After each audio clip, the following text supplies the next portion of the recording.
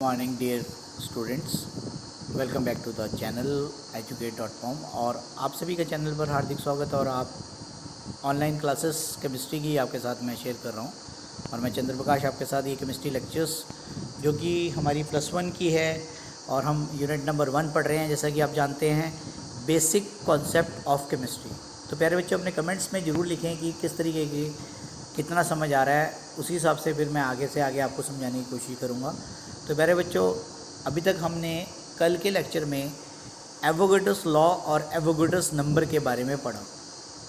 और कल हमने पढ़ा एटॉमिसिटी क्या होती है, और उसके साथ ही मैंने आपको बताया होमो एटॉमिक मॉलिक्यूल और हेट्रो एटॉमिक मॉलिक्यूल क्या होते हैं। तो जैसा कि कल मैंने आपको बताया था कि आज हम एटॉमिक मास के बारे में पढ़ेंगे, जिसके अंदर ग्राम एटॉमिक मास और ग्राम मॉलिक्यूलर मास के बारे में दिया हुआ है। तो प्यारे बच्चों, आज हम अपना लेक्चर जो है स्टार्ट करते हैं। कहाँ से? आप देख रहे हैं स्क्रीन के ऊपर atomic mass of an element. अब एटॉमिक मास एलिमेंट क्या होता है? एलिमेंट जैसे कि sodium element, silver element, iron element, इनका सभी का एक भार होता है जिसे हम मास बोलते हैं बेटा। मास मतलब उसका वेट, वजन। तो अब इसको परिभाषा के रूप में कैसे पढ़ेंगे? परिभाषा के रूप में ऐसे पढ़े जाएगा, it may be defined as the average relative mass of an atom of an element as compare to the mass of an atom of carbon 12। तो इसकी हिंदी क्या है? इसकी हिंदी ये है, एवरेज का मतलब होता है औसत। औसत मास एक एटम का, किसके? एलिमेंट का, जिसको कंपेयर किया गया मास से, किसके मास से? कार्बन 12 के मास से। तो इसको हमने नाम दिया atomic mass of an element. इसके बाद हम बात करेंगे, दो डेफिनेशंस हैं बेटा। एक तो है ग्राम एटॉमिक मास और एक ग्राम मॉलिक्यूलर मास। तो ये डेफिनेशन अब हम यहाँ पर पढ़ेंगे। तो अब हम बात करते हैं ग्राम एटॉमिक मास की। तो ग्राम एटॉमिक मास क्या है प्यारे बच्चों? Atomic mass of an element express in grams is the gram atomic mass. जो मास है हमारा एलिमेंट का, जब हम उसको एक्सप्रेस करते हैं ग्राम्स के अंदर, जैसे कि मास का जो सीजीएस यूनिट होती है वो क्या होती है? ग्राम्स होती है। और SI मात्रक क्या होता है उसका? किलोग्राम। तो 1 किलोग्राम में 1000 ग्राम्स होते हैं। तो ये ग्राम्स में जब मास लेते हैं तो इसको हम क्या बोलते हैं? Gram atomic mass. और जैसे उदाहरण के लिए हाइड्रोजन का जो एटॉमिक मास है वो 1.008 ग्राम है, और ऑक्सीजन का जैसे मास है 16। और कुछ एग्जांपल्स मैं और लिख देता हूँ, जैसे कि नाइट्रोजन का हमारा भार होता है 14। इसी तरीके से हम कार्बन की बात करें, कार्बन का होता है 12। और इसके बाद हम अगर सल्फ़र की बात करें तो ये कितना होता है? 32 ग्राम। ये सारे हमने क्या पढ़े बेटा? Atomic mass. तो ग्राम एटॉमिक मास की बात हमने पढ़ी। अब हम बात करेंगे अगले परिभाषा की, ग्राम मॉलिक्यूलर मास। तो molecular mass of a substance express in grams is called as gram molecular mass. तो मॉलिक्यूलर मास जब सब्सटेंस को हम एक्सप्रेस करते हैं ग्राम्स के अंदर तो ये कहलाता है ग्राम मॉलिक्यूलर मास। जैसे ऑक्सीजन मॉलिक्यूल है, तो मैं आपको करके बताता हूँ कैसे लिया मैंने। ऑक्सीजन O2, तो इसमें ऑक्सीजन के अंदर आप देख रहे हैं 2 ऑक्सीजन के एटम हैं और एक का भार होता है 16। तो 2 × 16 कितना आ गया प्यारे प्यारे बच्चों? 32 आ गया। क्लियर हो गया आपको सभी को? अब हम एक और एग्जांपल लेते हैं। जैसे हम अमोनिया का मॉलिक्यूलर मास निकालना चाहते हैं, तो नाइट्रोजन का मास कितना है? 14। और हाइड्रोजन कितनी है? 3। तो 3 × 1, तो ये हो गया 14 + 3। तो हमारे पास कुल कितना आ गया बेटा? 17 आ गया। तो ये हमारा 17 मास आ गया, ग्राम मॉलिक्यूलर मास। तो अब कुछ एग्जांपल्स मैंने यहाँ पर आपके सामने दिए हुए हैं, जैसे कि आप देख पा रहे हैं न्यूमेरिकल है बेटा। तो आप अपनी कॉपी पे नोट करेंगे। कैलकुलेट, सबसे पहले दिया हुआ है mass of 1.5 gram atom of calcium और कैल्शियम का मास दिया हुआ है 40 ग्राम, और दूसरा हमारे पास है gram atoms in 12.8 gram of oxygen, और ऑक्सीजन का भार दिया हुआ है 16। तो अब इस क्वेश्चन को कैसे करेंगे प्यारे बच्चों? सबसे पहले लिखेंगे 1 ग्राम कैल्शियम के अंदर कितना भार होता है 40, तो 1.5 में कितना होगा 40 इंटू 1.5 कितना आ गया 60 ग्राम, तो 40 इंटू 1.5 इजिकल टू 60 ग्राम्स। तो ये इसका क्या आ गया 1.5 ग्राम कैल्शियम का भार आ गया। अब अगले प्रश्न के अंदर हमें ग्राम्स एटम लिखने हैं, तो हम लिख रहे हैं 1 ग्राम ऑफ ऑक्सीजन कंटेन्स 16 ग्राम, तो 16 ग्राम में कितने ग्राम एटम हो गए 1 ग्राम एटम, और 1 के लिए कितना और 12.8 के लिए कितना, तो 1/16 इंटू 12.8 ये आ गया 0.8 ग्राम एटम। तो ये थी हमारा पहला न्यूमेरिकल जो आपने अपनी कॉपी पे नोट करना है। अब इसी प्रकार से हम अगला प्रश्न पढ़ेंगे, calculate mass of 2.6 molecule of sulphur dioxide, और दूसरा प्रश्न है बेटा number of gram molecules of water in a beaker containing 576 gram of water. तो एक में तो हमने 2.6 ग्राम मॉलिक्यूल का सल्फर डाइऑक्साइड का बाहर निकालना है, और दूसरे वाले में बेटा हमने क्या करना है नंबर ऑफ ग्राम मॉलिक्यूल्स निकालने हैं। तो सल्फर डाइऑक्साइड का जो मॉलिकुलर मास है सल्फर का 32 और ऑक्सीजन का 16 इंटू 2 32, तो 32 प्लस 32 कितना आ गया 64। तो 1 ग्राम मॉलिक्यूल के अंदर 64 ग्राम हमारा भार होता है, तो 2.6 के लिए 64 इंटू 2.6 166.4 ग्राम इसका आंसर आ गया। अब हम दूसरे प्रश्न के अंदर 576 में मॉलिक्यूल्स निकालेंगे, तो 1 ग्राम मॉलिकुलर में वाटर का जो भार होता है 18 होता है, 18 ग्राम में 1 ग्राम मॉलिक्यूल है, तो 1 के लिए कितना और 576 के लिए कितना, 1/18 इंटू 576 कितना आ गया 32 मॉलिक्यूल्स ग्राम मॉलिक्यूल्स आंसर आ गया। अब हम अगली परिभाषा पे पहुंच गए हैं। इसके बाद आज हम पढ़ेंगे मोल कॉन्सेप्ट। मोल कॉन्सेप्ट को समझने के लिए मैं आपको उदाहरण देता हूं, और उस उदाहरण को समझने के बाद सुनने के बाद आपको मोल कॉन्सेप्ट की बात भी समझ आ जाएगी।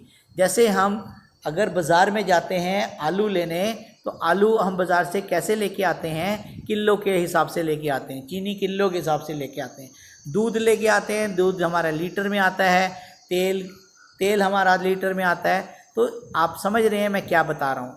उसके बाद अगर हम बात करें केले लेने गए, तो केले तोल कर नहीं देता, केले किस हिसाब से देते हैं दर्जन के हिसाब से। तो हम इसमें बात करेंगे कि 1 डज़न के अंदर कितने आर्टिकल होते हैं 12, ठीक है। तो अगर हम बोलेंगे कि भाई 1 दर्जन केले दे दो, तो आपको दुकानदार कितने केले देगा, आपको 12 केले देगा। इसी तरीके से अगर हम बोलेंगे 1 दर्जन कॉपी दे दो, तो हमारे को किताब वाला कितने कॉपियाँ देगा, 12 कॉपियाँ देगा। तो आप समझ गए होंगे कि दर्जन का मतलब क्या होता है। ऐसे ही मोल कॉन्सेप्ट होता है। मोल कॉन्सेप्ट के अंदर 1 मोल में 6.022 इंटू 10⁻23 पार्टिकल्स पाए जाते हैं। तो मैं दोबारा रिपीट कर रहा हूँ, 1 मोल के अंदर कितने पार्टिकल्स पाए जाते हैं 6.022 इंटू 10⁻23 पार्टिकल्स। तो अब हम इसको पढ़ेंगे 1 mole of hydrogen atom is equal to 6.022 into 10⁻23 hydrogen atoms. 1 mole of hydrogen molecule contain 6.022 या 23 इंटू 10⁻23 हाइड्रोजन मॉलिक्यूल। तो अब इसकी परिभाषा की बात करते हैं। परिभाषा क्या लिखी हुई है इसको मैं पढ़ देता हूँ, फिर आपको उसको समझा दूंगा। तो सबसे पहले हम बात करेंगे इसकी डेफिनेशन को।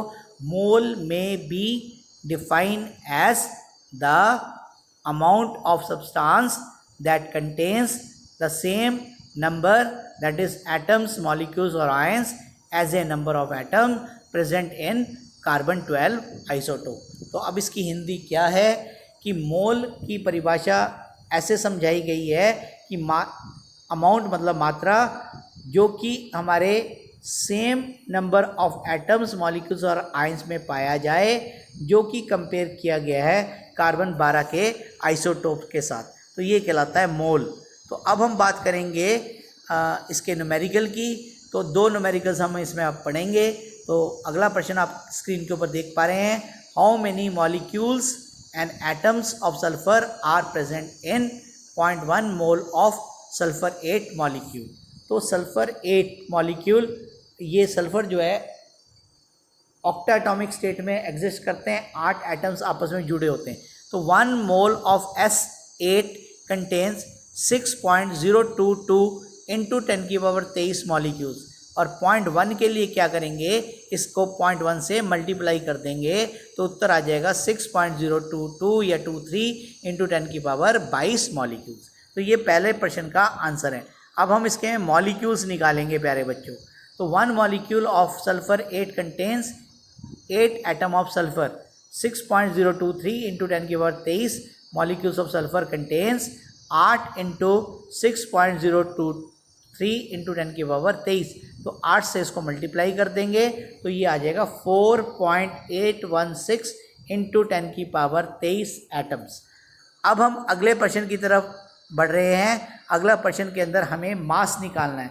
तो प्यारे बच्चों, मास निकालने के लिए क्या फॉर्मूला लगता है मैं आपको बता देता हूँ। किसी का भी अगर मास हमें निकालना है तो हम ये फॉर्मूला यूज़ करते हैं, atomic mass divided by Avogadro's या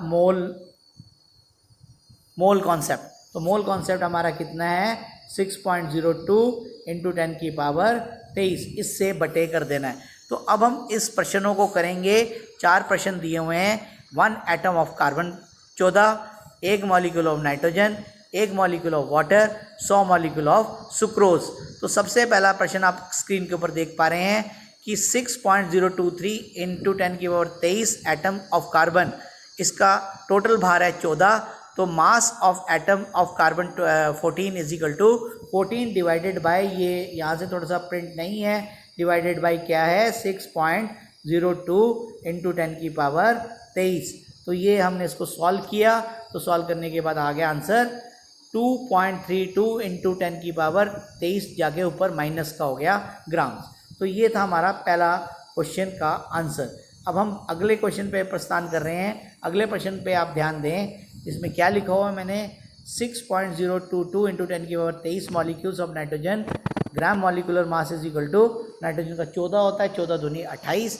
तो 1 मोल नाइट्रोजन का भार कितना है, 28 बटे 6.022 इंटू 10 की पावर 23, 4.65 इंटू 10 की पावर -23 ग्राम्स।